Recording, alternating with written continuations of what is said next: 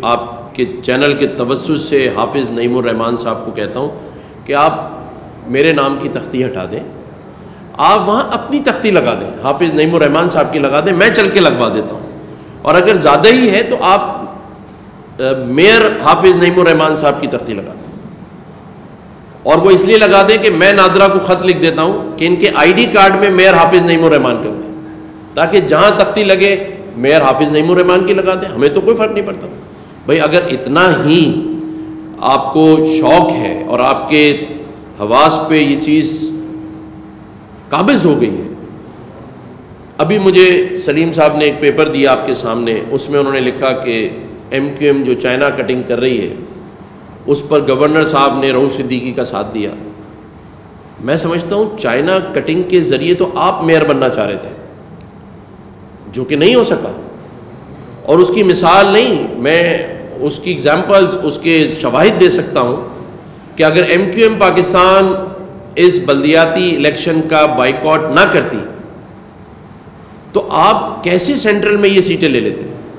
آپ تو پوری کراچی کے میئر کی بات کرتے ہیں، آپ کو 80% سیٹیں تو صرف سینٹرل سے ملی ہیں جہاں ایم کیو ایم نے بائیکاٹ کیا ہے،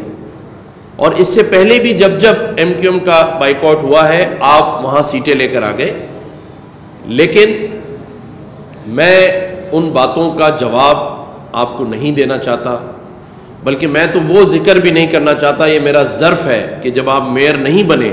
تو رات کے آخری پہروں میں کئی دنوں تک آپ میرے پاس آتے رہے،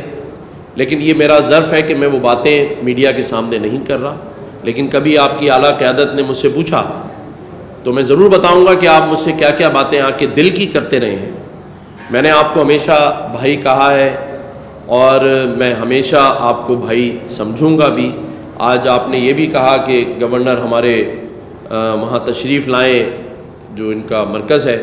تو مجھے آنے میں کوئی اعتراض نہیں ہے۔ آپ جب مجھے بلائیں گے حافظ نعیم الرحمان صاحب، میں آپ کے اور آپ کی قیادت کے پاس آؤں گا، کیونکہ مجھے کراچی کا امن اور اس کی ترقی چاہیے، ہمیں سندھ کی ترقی چاہیے۔ ہم سیاسی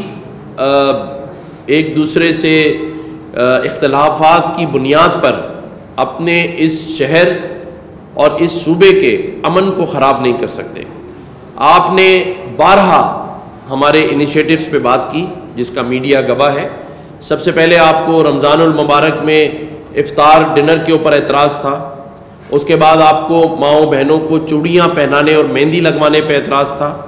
اس کے بعد آپ نے ہمارے آئی ٹی انیشیٹو پہ بھی اعتراض اٹھائے،